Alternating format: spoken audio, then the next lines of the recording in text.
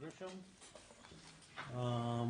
First order of business is approval of minutes of October 3rd, 2023. Motion approved. Second. Any discussion? All in favor? Aye. Opposed? Carried. Item D2 is the new Public Works Facility update. Melinda? Thank you, Alderman. We just wanted tonight to provide an update of, what we've been working on since the contracts were approved. And then we have some slides that John's going to present, drawings, and kind of show you where we've been and what we've been working on. So back in October, the contract for the CUNY Architects was approved on October 5th. So during October, we finalized the contracts and some of the, we had the kind of the designs from the study, but a little more effort was put into those, and we got some preliminary plans prepared. Then we had the official kickoff meeting on November 10. So we invited all the staff members that would be involved in it. Had a big meeting here, some bagels and coffee. It was really nice. But then John kind of went through, and his team went through, the process, laid out the schedule for everybody. After that, we arranged and took tours of two other DPW facilities, one up in Oshkosh, one in Brown Deer, to see different facilities, how they were laid out, how they operated, different tools that they used, different equipment that they used, how did they do their fueling, how did they park their trucks, did they have hoses, air hoses, and water hoses right by the trucks so that there's efficiencies here. So it was really good to touch, feel, see all the different things that we could do and get ideas for our facility. So we did that on November 30th. Then we've been having weekly check-in meetings with Dave, John from CUNY, and myself. We invite other staff members as needed. We've been meeting. The other thing we've done is we've had meetings with the DPW staff, with engineering staff, with IT staff. They all look at the plans at that time, provide feedback, because we're trying to gain as many efficiencies as possible. You get a lot of eyes, you see a lot of different things, people will notice different things. So it's been a really big collaborative effort. We've met with finance on some preliminary budgets and breakdowns per the utilities, and Jason's been helping get a plan together for the financing. We have met with the planning department for a high-level review in November, and to kind of understand the submittal process. Plans were submitted to the planning commission for the planning commission meeting on the 24th, and Steve and Zach gave great feedback on that high-level review. IT's been reviewing the specifications for the IT needs for the new facility, including some security. IT and engineering and DPW, we all work together to find routes to get the fiber cable to the DPW facility, because it's got to be extended from different locations. We're going to have it come in on two sides of the building, so we have redundancy, and build that in right away. Economic Development has been coordinating the environmental component with the city's consultant, Rambo. We had a kickoff meeting for that on December 11, and we had a follow-up meeting with the DNR today. Patrick's been so helpful in arranging that, and Patrick expressed the city's urgency very well to the DNR about how important this is, and the timing is very crucial. The DNR said that they could prioritize this, but I don't know what exactly that means in the DNR world. But they did say that they would work with us on keeping it moving forward. The environmental testing is being scheduled for the former transfer station right now.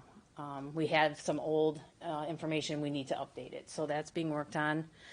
Kale has been reviewing pieces of the construction contracts as we move forward, so we get a section in, we send it over to Kale, he helps us. We're going to get that whole package put together. John and I are working on that, and we'll get something over and reviewed in February. Engineering has been working on the planning. I'm working on planning the improvements for the surrounding infrastructure needed for the building.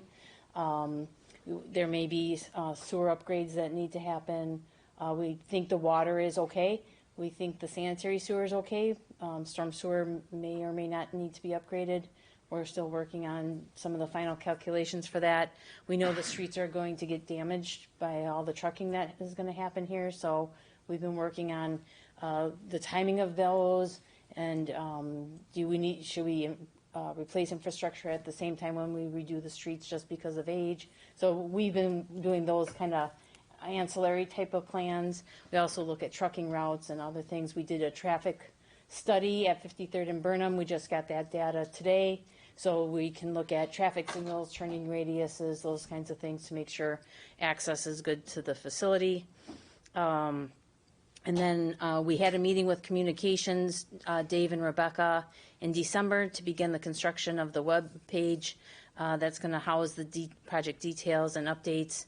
That should be rolling out very soon. And we've had meetings with CUNY's sub-consultants on the civil and the HVAC, the electrical, and the plumbing are all moving forward. So the remaining project schedule kind of lays out about 75% plans and specifications should be submitted around January 22nd. The Plan Commission meeting is January 24th. 90% plans and specifications are due February 2nd. Tentatively advertising for bids on February 7 and 14 or February 14 and 21st. The pre-bid meeting would be February 28. Open bids March 6 or March 13, depending on when we advertise. And then the target is to award on March 19. There may be a need if we open, if the plans aren't ready by February 14, we might be able to push that 1 week if we were to hold a special meeting the week of March 25th. It's not our goal, but we have a contingency plan for a little late. But this is a compressed schedule. Normally, we would take a year to develop these plans, and we're doing it basically in 6 months. So it's a very accelerated schedule, but it has been a great, huge team effort, and everybody here has been so helpful in moving it forward. And we're just going to keep working towards the target dates. So that's kind of the process that we've been following the last few months. Do you guys have any questions before I turn it over to John? Environmental. Yes. What's the outlook for environmental? Do you have any idea? For instance, you open bids on, let's say, worst case, the 25th of March. When would you have groundbreaking? Are we going to be held up 6 months because we're doing environmental remediation? Environmental remediation is kind of factored into some of the planning of it. So Rambo is working on our remediation action plan and our soils management plan right now that we'll submit to the DNR and get approval of, so that it would be ready to go when we're ready to go. It may end up being. So it's not going to hold this up? Well, hold it up for a long term, I don't anticipate that. So, but we don't control the DNR either. I understand that. Well, but our goal is to not have it held up. Is there any reason that the DNR, the environmental things weren't addressed in November? Or, we've had good weather. Well, We've had. Sure. But some of the, you have to have a plan to give to the environmental consultant so they can start to develop the remedial action plan and the soils management plan. We had to get the building footprint and site kind of pretty laid out so that the civil engineers could start to do the grading plan. That got done mid-November. So then we talked with the consultants early December, and got that kickoff meeting, and we reached out to DNR right away. But sometimes there's like changes on the plans, because we're looking at them and it's a fast pace, we're trying to, we do revisions sometimes 2 or 3 revisions a day. There's been days where John and his staff and Dave and I are all emailing back and forth. How about this one? How's this one look?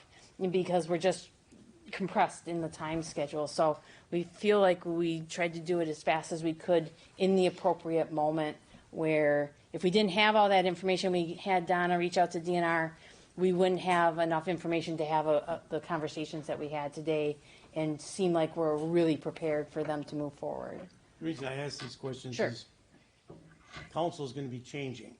We've got the present council is going to be potentially acting on approving the Public Works facility plan for our last meeting of this council and throwing everything else into the hands of the next council.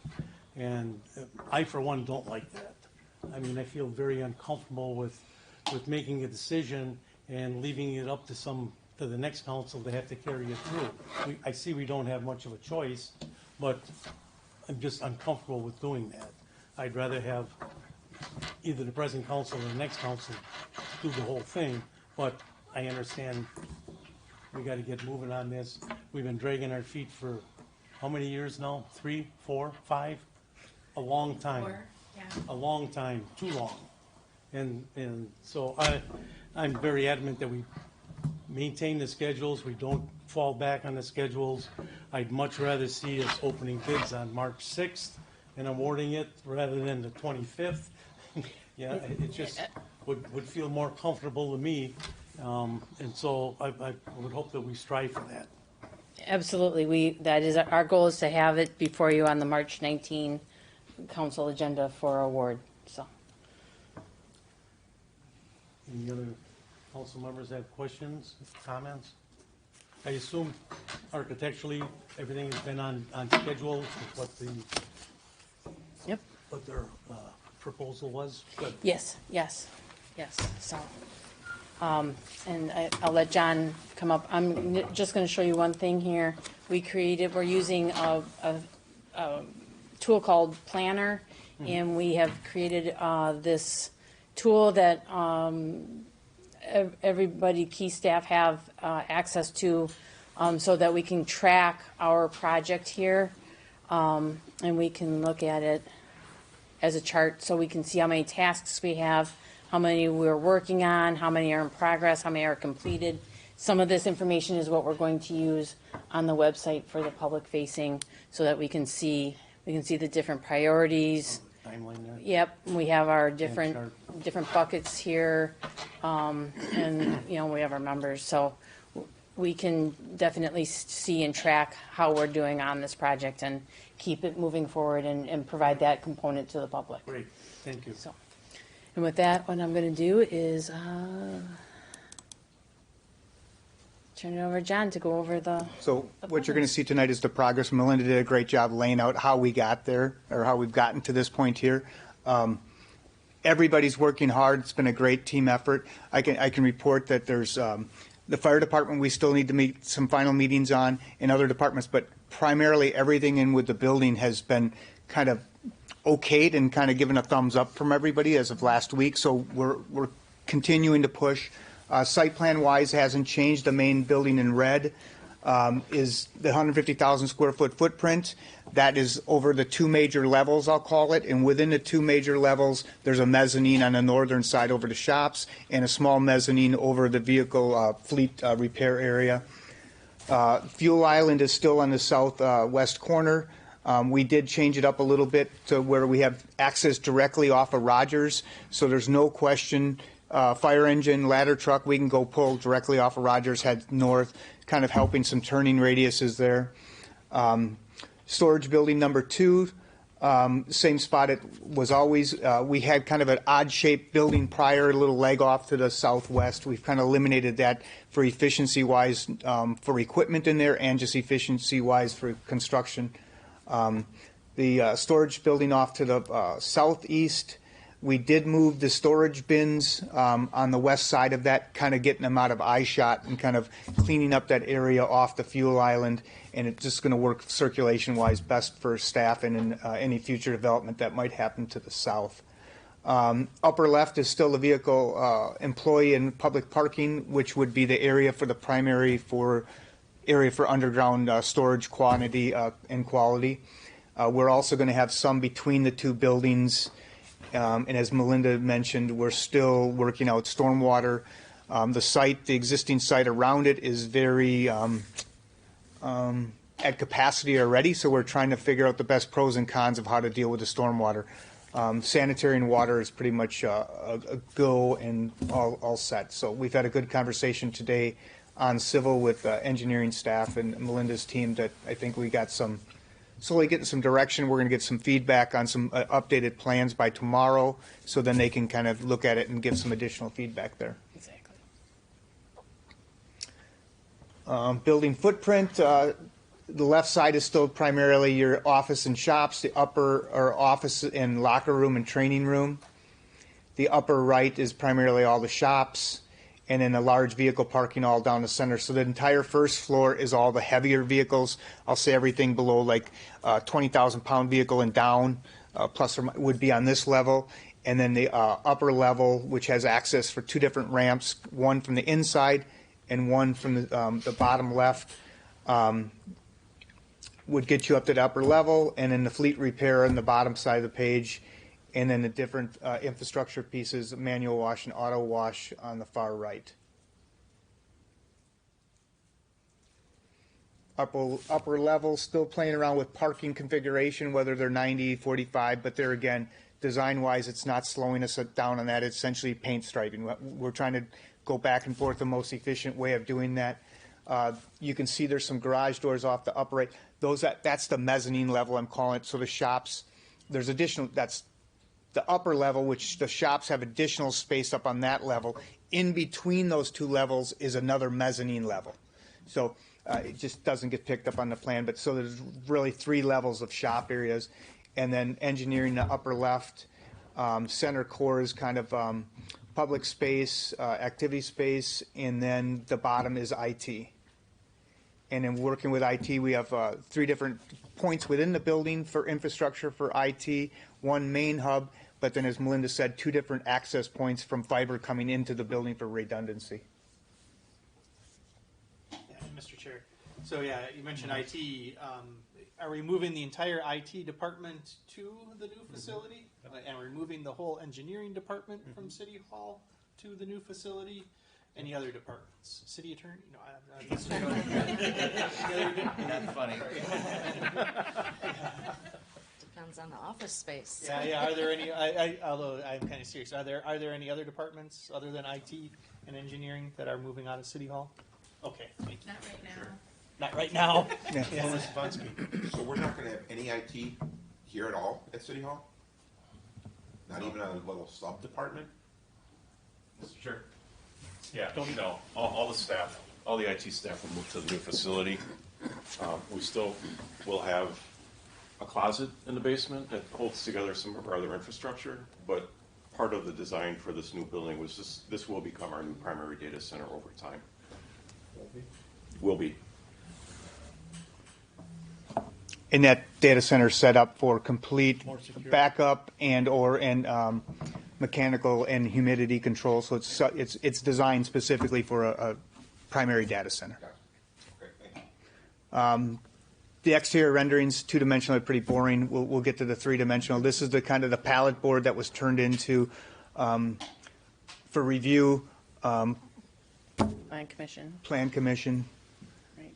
Architecturally, we've kind of tied the whole theme around the entire building, but trying to keep the simplicity of the materials.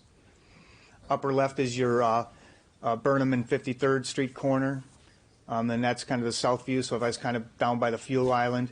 And then just some different architectural shots. Interior, the bottom left is when you come in the main front lobby area, you'll see that access stair that leads up to engineering and IT. But when you go up to that spot, it's self-contained. You can't wander anywhere except that little vestibule area up top.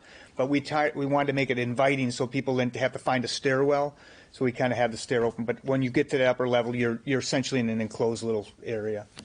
And there's an elevator, of course. Yes, Yeah. elevator off the right, which leads to that same little enclosed area. Lunch training facility there. That's it. You want to go to the flyby? Yep. Any questions on the plans or? Okay.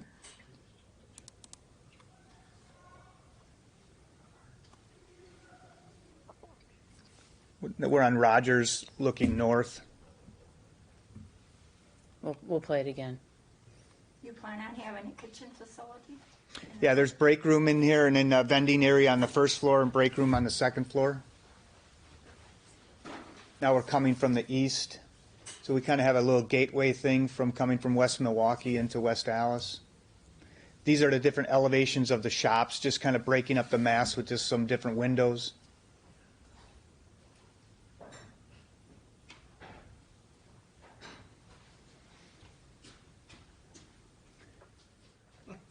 Looks great.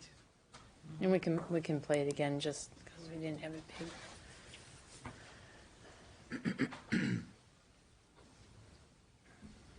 It's an attractive design. A lot of efficient, sustainable materials, glass, the insulated panels, so it's a heavily R-valued. We do have a kickoff meeting tomorrow with Focus on Energy to kind of start working on the rebate the city will get based on the design that we're at. And because part of the intent is to put solar on the roof of the garage. So we have all the roofs designed for solar ready regardless. They have a Focus on Energy has a blanket rebate just for that. So how we populate it, no matter what down the road, it'll be ready for a complete rooftop solar field. And so I noticed the ramp going up to the second floor for vehicles. Can you talk about that a little bit? Yeah, so the ramp that you saw on the, right there on the far, that'll be gate controlled.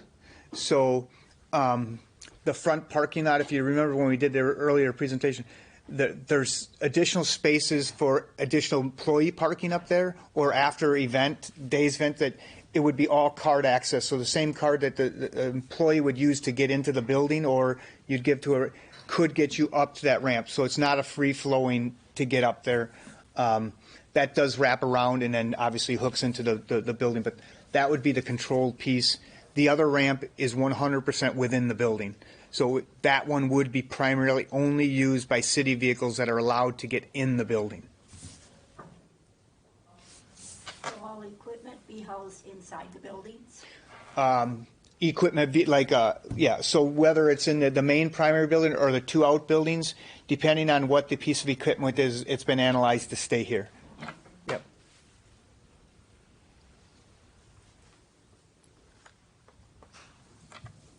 Other questions, comments? We can run over the plans again. We can.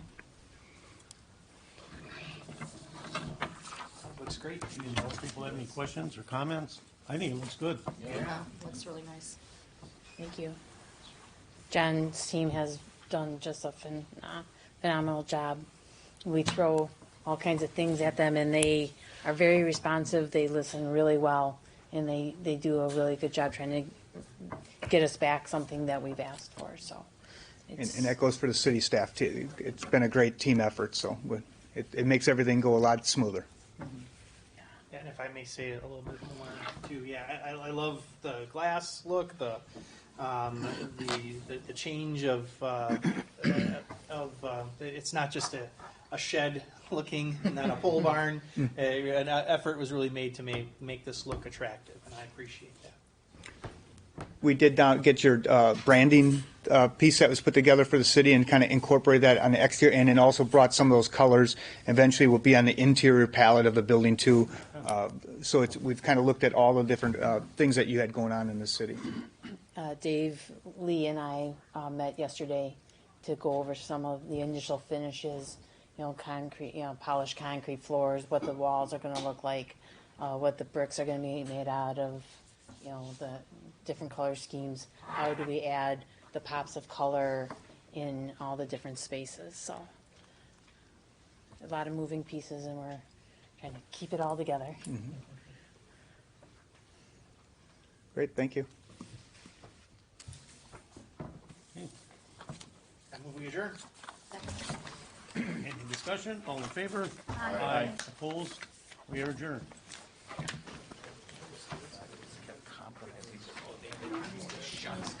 Yeah, right.